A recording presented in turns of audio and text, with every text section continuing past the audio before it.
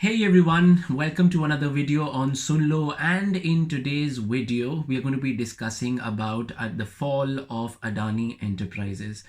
Today is 1st of Feb. It's been a couple of days now since this news came out in the media.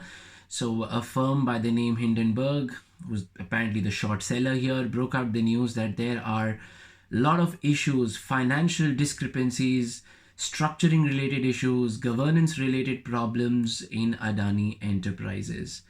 And since then, we've seen the stock plummet.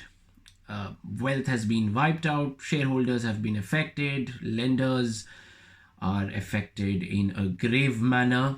So, in this video, I'm going to try and simplify how this scandal has been constructed, and is this the first time this is happening? Well, a couple of years ago we've had NMC, very similar. The only issue is with NMC there was quite a lot of history. It was over a 3 decade or a 4 decade old business. It was not always into fudging numbers, but for Adani this has been very quick.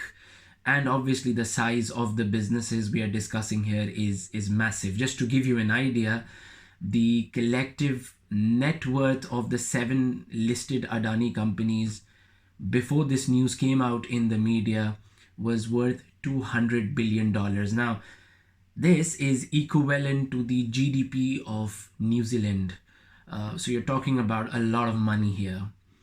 Now, how has this, folded over the years, and how has this been constructed? So let's try and understand this in a simple manner. So in concept, we call it circular trading, or some people call it round tipping. So here you you set up stacks of companies. So in this case, there are 2 stacks of businesses. So there's one set of companies which will buy assets, machinery from the market and then sell it to Adani Enterprises at an inflated price. This money will be then siphoned off to another stack of companies, and the second stack of the company which is receiving this money will then invest into Adani Enterprises shares. So right now on the screen you'll be seeing a diagram which explains this process. Now my kids, they love playing this game called Jenga, what you see on the screen right now. And what I've observed is that as as they proceed with this game, it gets more intense. And then the moment one of these stacks at the bottom is removed, this entire thing collapses. Now I'm not going to take that risk because my kids are asleep right now, but this is exactly what has happened with Adani Enterprises. So that money which was being injected into Adani Enterprises, it was being done through companies owned by relatives or brothers of Gautam Adani, and the share value was being inflated by creating artificial demand for these shares.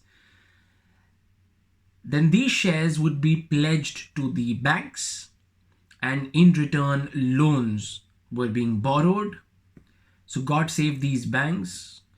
So this is a big scam, and I think over the next few weeks this is going to unfold, and there are going to be many more stories which will be revealed to all of us.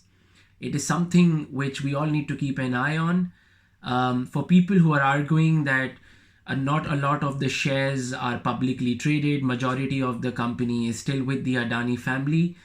Well, to be honest, mutual funds never trusted Adani Enterprises. Their exposure to the stock has been very, very limited. But if you think about LIC, the Life Insurance Corporation, they've got a very high exposure. So this will definitely have an impact on the Indian taxpayers too. So let's hope and pray that we learn our lessons. This has been happening for a while now. This is not the first time we've seen a company move towards a collapse because of circular trading. This is a very common form of scam. It just keeps happening again and again at a much bigger scale, and that is more worrying. There is so much of corporate governance. Even then, even after having so many regulations for listed companies, we still see this happening. It is very unfortunate that this report had to come from a short seller. And obviously, there is money for the short seller here. In this case, it is Hindenburg, just like how it was Muddy Waters when it was NMC. So what happens in short selling is that if the stock is at $100 and you know it's going to be nosediving, it's going to be falling, you decide to sell it at a higher price and then you buy it at a lower price. So that difference becomes your profit. So you sell first and you buy second.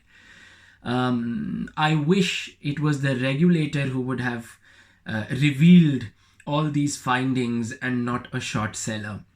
But this is an indication that regulations have failed.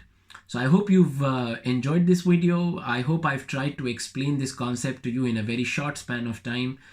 So thank you very much for watching this video, and don't forget to subscribe my channel. Thank you and goodbye.